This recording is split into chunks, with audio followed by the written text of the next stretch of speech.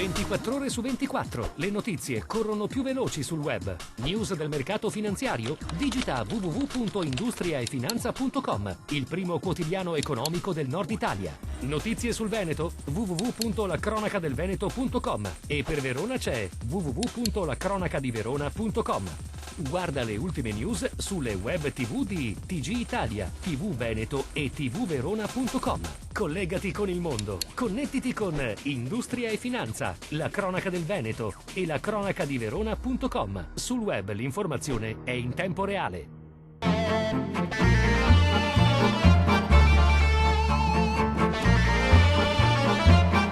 Rete Ferroviaria Italiana e Italfer provvederanno nei tempi più brevi possibile, 3-4 mesi, all'elaborazione di uno studio di fattibilità avanzato di un tracciato di alta capacità ferroviaria in affiancamento all'attuale linea, confermando in ogni caso la stazione a servizio dell'aeroporto di Tessera, terzo scalo aereo italiano e intercontinentale, da comparare sotto il profilo dei costi e dei benefici economici, territoriali e sociali, con lo studio di fattibilità già predisposto per la tratta fino a Portogruaro. Su iniziativa dell'assessore alle politiche della mobilità del Veneto Renato Chisso, nella predisposizione dello studio sarà considerata la realizzazione dell'attraversamento in galleria di tutti i centri abitati interessati. È questo l'esito dell'incontro svoltosi ieri nella sede di Veneto Strade. Da quello che sappiamo fino ad oggi le cose di cui si parla sono deludenti. Parole del presidente di Confindustria Emma Marcegaglia commentando le indiscrezioni sul decreto sviluppo che il governo si appresta a varare. Chiediamo al governo di non fare piccole cose ma di avere il coraggio di fare le grandi riforme senza rimanere bloccati a problemi elettoralistici. Insomma, non cala il pressing del mondo dell'imprenditoria sull'esecutivo sollecitato a varare rapidamente il provvedimento. Primo punto, non aspettiamoci la luna dal decreto sviluppo perché non ci sono soldi, non c'è dubbio. È impossibile che un paese che a un certo punto fa 2 decreti per spendere meno poi abbia i soldi per spendere di più. E allora come si può sviluppare? Come può incentivare lo sviluppo?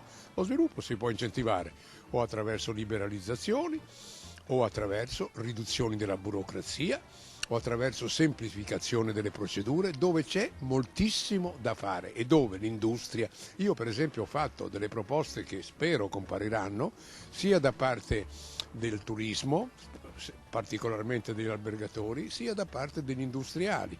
Semplificazione di procedure, riduzioni di tassi per esempio, di oneri per la rateizzazione di certe del pagamento di certe penali di carattere appunto tributario e così via. Ha avuto inizio all'Audienza di Gerona, in Spagna, il processo nei confronti di Santiago Víctor Díaz Silva, detto El Gordo, accusato di aver prima violentato e poi assassinato la giovane padovana Federica Squarise all'Ora de Mer nell'estate del 2008. Nei confronti dell'imputato, reo confesso, l'accusa ha presentato richiesta di una condanna a 30 anni di reclusione per i reati di violenza sessuale aggravata e omicidio. Richiesto inoltre un risarcimento danni di 200.000 euro per i genitori della giovane padovana. Se la richiesta dell'accusa verrà accolta, ci saranno concrete possibilità di ottenere giustizia.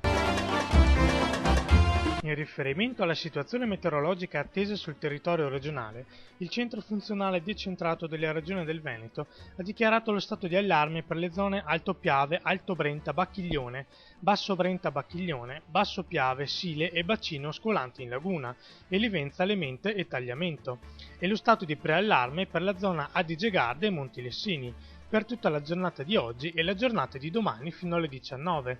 Le precipitazioni diffuse, localmente anche abbondanti, possono innescare fenomeni franosi lungo i versanti. È possibile un graduale innalzamento dei livelli idrometrici, specie nella rete idraulica secondaria. Gli uomini della Polizia Stradale di Verona hanno tratto in arresto nella mattinata di venerdì un 23enne marocchino con l'accusa di detenzione ai fini di spaccio di quasi 10 kg di hashish. L'arresto è avvenuto venerdì mattina, quando una pattuglia della sottosezione di Verona Sud, all'altezza del chilometro 295 est dell'autostrada A4 Brescia-Padova, ha fermato per un controllo il giovane marocchino, a bordo di un'autovettura risultata poi intestata ad un milanese. Durante il controllo, i poliziotti hanno rinvenuto nei vani dei sedili posteriori la sostanza stupefacente. A quel punto il marocchino si è dato alla fuga e dopo un inseguimento tra le aree verdi adiacenti all'autostrada, gli agenti hanno proceduto all'arresto. Il lusso che batte la crisi. Bottega Veneta nel primo semestre del 2011 ha chiuso con un più 29,3%. Tutti i particolari su Industria e Finanza.